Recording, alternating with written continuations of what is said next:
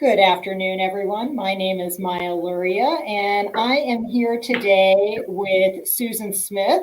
Susan is actually a WomenHeart Champion, and she is a heart attack survivor who advocates for women and heart health. Um, and she's also a facilitator for us over at TMC for Seniors. So I'm so thrilled that she is here with us today. Dr. Waggoner may be joining us as well. He had to step away for a procedure, so I apologize that we are starting a few minutes late. But I didn't want to keep everyone because Susan has some incredibly valuable information to share for Heart Month. And so I want to make sure that we have time for her to do that. If you have questions for Susan, you can leave them in the comments. You may be watching us today from either our YouTube page or one of our Facebook pages. So welcome, Susan. Thank you, Maya. I'm really happy to be here. You know, as a heart attack survivor, I'm celebrating my 3rd anniversary, almost to the day. It was February 9th when I had my heart attack. And it happened on a day that I was so busy, I didn't take time. I did not want to take time to be bothered by some nagging discomforts. I had a dull ache in my collarbone. I was short of breath. I was lightheaded, and I was so tired. I didn't know that those nagging, inconvenient discomforts were symptoms of heart attack in women. And the reason why is that I thought a heart attack symptom was like I'd seen in the movies with a man. And when I saw a man having a heart attack, he had pain radiating down his arm, crushing chest pain. He clutches his chest and falls to the floor. So I didn't have any of those, but I didn't think I had any heart attack symptoms. But I later learned that those aches and pains I had are symptoms for women. But on that day, I ignored my symptoms because, like most women, when we have a lot to do, we're taking care of everyone else and not ourselves. We push through all these discomforts. And that's what I did that day. Later that afternoon, I wound up in the emergency room of TMC in complete denial that I was having a heart attack. I was sure that they would give me a diagnosis of anxiety or indigestion. In fact, I was praying for one of those diagnoses so I could get on with my day. I was just that busy. And that's where I met Dr. Waggoner. So we have some history. I met him in the ER that day. I got over my disbelief because I wound up in the cath lab. 4 days, 2 stents later, I was finally sent home with a new outlook on life. And that is my story in a nutshell. But I'm really wanting to be here to let everybody know, men and women, that heart disease is the #1 killer of women, taking the lives of 1 in 4. Breast cancer takes the lives of 1 in 8. Further, 48 million women in the United States have some form of heart disease or are at risk for heart disease. So because we don't know these numbers and we don't realize the symptoms, we are putting ourselves at risk. So Susan, thank you for sharing. I mean, I know it's incredibly difficult as a woman to make that decision, perhaps that you do need to seek some medical attention. Can you describe a little bit more about the symptoms that are different for a woman as compared to a man? And I don't know if you know why, but it does seem like folks sort of would gloss over that. So what could you tell us about those? I would be glad to. I do know that the symptoms are different. And after a while, if Dr. Waggoner gets here, maybe he can explain why. But as I told you about that Hollywood heart attack that men have where they have crushing chest pain, many women do not have crushing chest pain. They have squeezing, tension, discomfort, pressure in their upper body, their jaw, their neck, their collarbone like me, their shoulder, their back, their arm, in their sternum, down like they think they have indigestion. Anything, I tell people, from your jaw down to your rib cage is a woman's upper body. And anytime you have unusual discomfort there, you need to pay attention. So that's number one: neck, jaw, shoulder, upper back, or abdominal discomfort. Shortness of breath, that's a biggie. Pain in one or both arms, nausea or vomiting, sweating, lightheadedness or dizziness, and unusual fatigue. Those are symptoms in women, and the men seem to always have that crushing chest pain. Now, I'm not saying that women won't have chest pain, because many certainly do, but there's enough of a difference that people don't realize that. Right. So it's not just necessarily you feel that pain going down your arm. It sounds to me like there's quite a few other symptoms that somebody could have, and they may not even have that pain. So that's good to understand that there is a difference and what you can look out for as a woman who might be experiencing some of those symptoms. What is it? Why do women ignore all of these symptoms? And what should they be doing? Well, there's a disturbing statistic that 46% of women will not call 911 when they have any of the symptoms I just told you. And the reason why is mind-blowing. They are afraid they're going to inconvenience someone. That's the number one reason. They're going to have to call a neighbor to pick up their kids. Someone's going to have to watch their animals. Their husband's going to have to come home from work. Excuse after excuse after excuse. Someone is going to be inconvenienced. And women don't want to do that. Reason number two is they fear they'll get to the emergency room and be diagnosed with a case of anxiety or indigestion, and that they'll look foolish. Wouldn't you rather be embarrassed and be alive and have a hospital bill? so yes, I know. I think women they want to push on, oftentimes. So I can understand exactly what you're saying, and they may ignore those symptoms. So prompt evaluation is incredibly important, especially if you are experiencing some sort of a heart attack. So what are the other risk factors that women should be aware of? Anything that has to do with your overall health.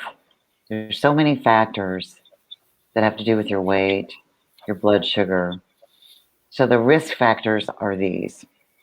If you know your blood pressure, your weight, and your BMI, that's your body mass index, your cholesterol, and your blood sugar, if you have all of those measurements done, say annually when you get your checkup, and they fall within normal ranges, then that means you're good to go. If any of them are above or outside of normal ranges, then you could have a risk factor for heart disease. The other one that you need to always tell your doctor about is your family history. Genetics plays a big role in heart disease in men and women. So I like to tell people to go back as many generations as you can, at least your grandparents and maybe your great-grandparents. Did they have a heart attack? Did they have heart disease? Did they have heart problems? And tell your doctor that, because if that's true, then you are genetically at risk. And probably also, I know you mentioned BMI, cholesterol is a big one, right? Blood pressure, I think you mentioned as well. Right. We've got a few.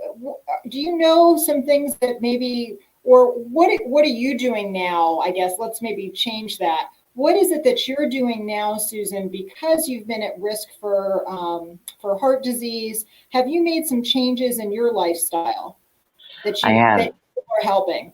right. And so as a heart attack survivor, I'm doing things I never did before. I exercise 5 times a week.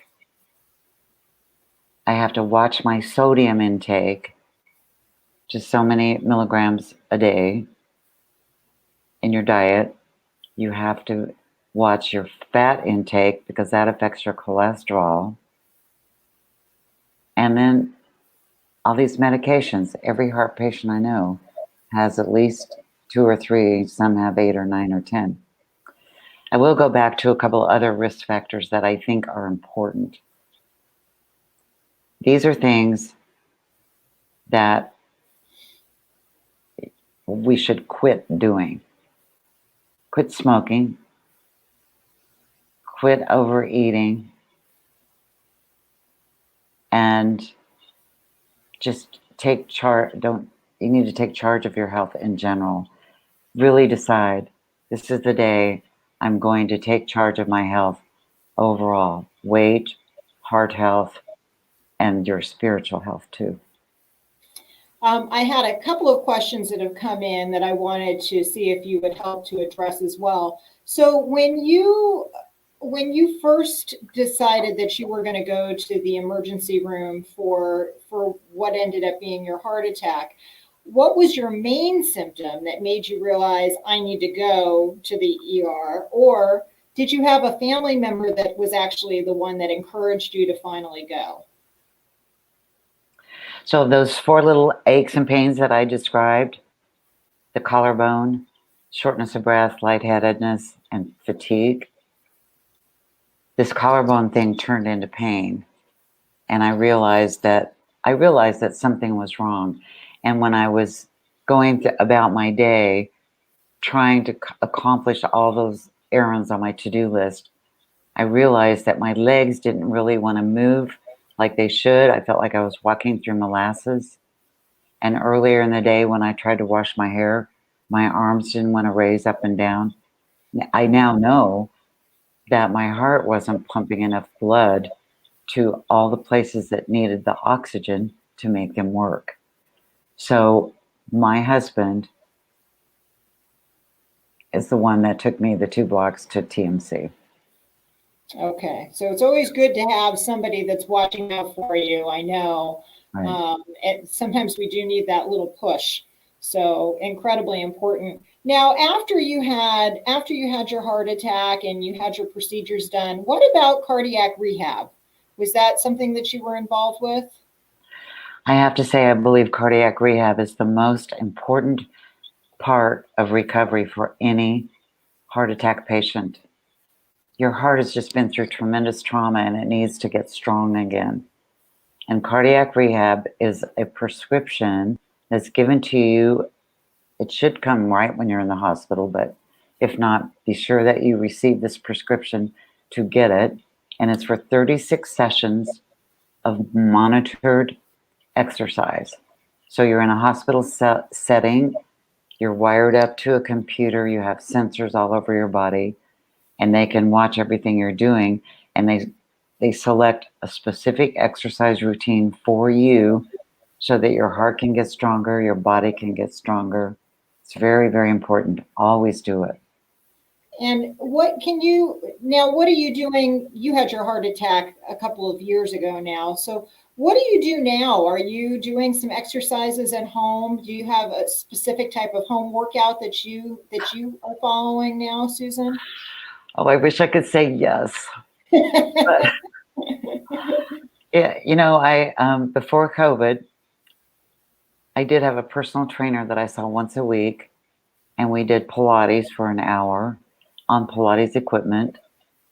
And then I had a gym environment that had the treadmill and the equipment that I like to use to keep me strong, and then a weight routine, and then yoga. I mean, so this is back when we could go to all of these things. So now, because I'm in charge of my own exercise at home, I walk in the mornings in my neighborhood, and I know from my smartwatch how many Yeah. steps and how many miles I do. And even though I go around the block and around the block and around the block, it never really gets boring. My husband and I sometimes go down to the river walk and walk there, but I wish I had all my places back. And after COVID, I'll do that. Great. But you are doing stuff. So it's not like you're not doing anything. It's just you've had to pivot, and just like many people have, to Right. find things that will work. Can you tell us a little bit about Women Heart and what the support group is like? Oh, I'd love to. Thank you for asking. Women Heart is the national coalition for women with heart disease, and their mission is to um, educate, advocate, and support women with or at risk of heart disease. So every year they pick 50 women to train at the Mayo Clinic in Rochester, Minnesota. And they're women like me who've had a heart incident. And you go and you get trained about as much as they can put in your head about women and heart disease. And they send you back to your community to start support groups and to educate, go out and educate, everything you can do to raise awareness. So the one thing I saw in Tucson when I returned is that when I would speak to a group, these women wanted support.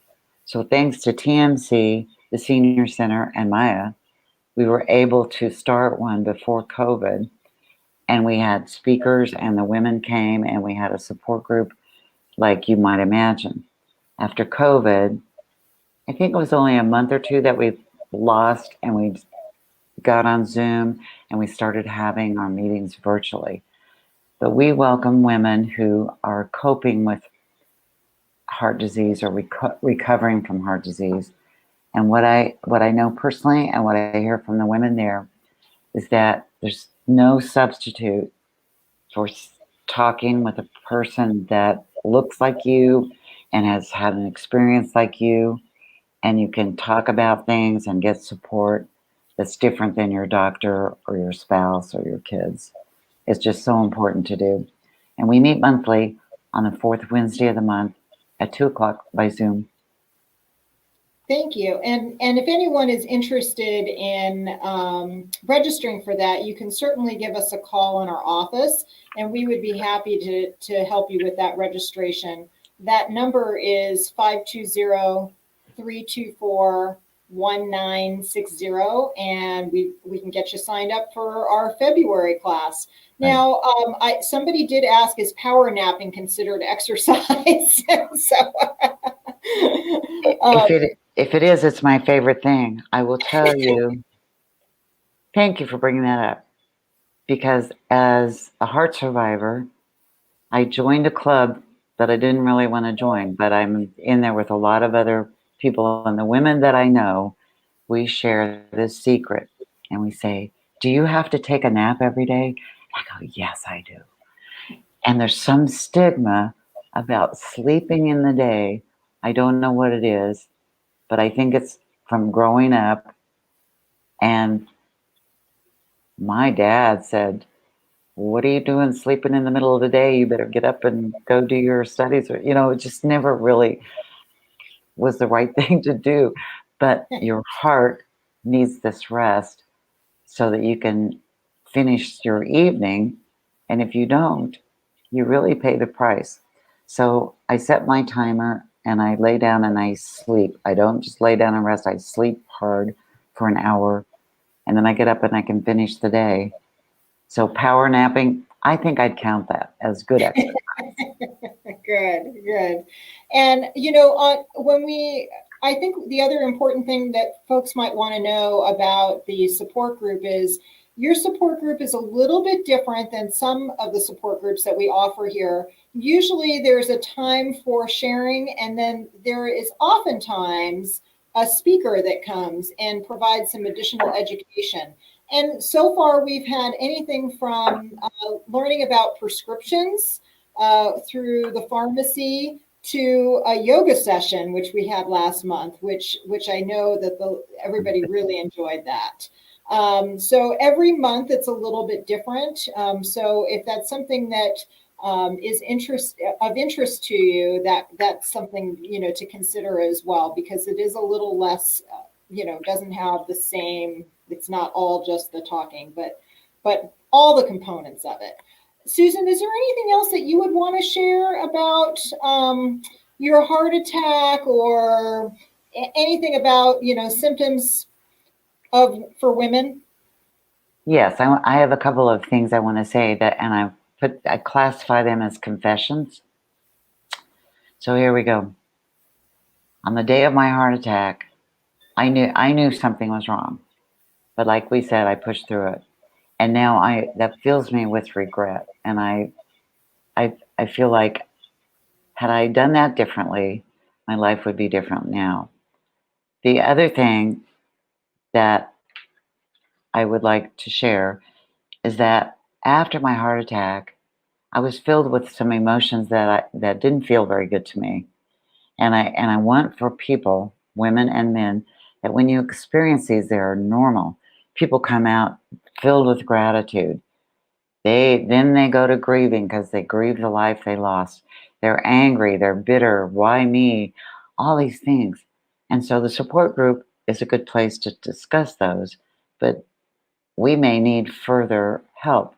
And I totally believe in counseling, therapy, whatever it takes to work through your emotions after your heart attack, because they will be there. They're really, really normal.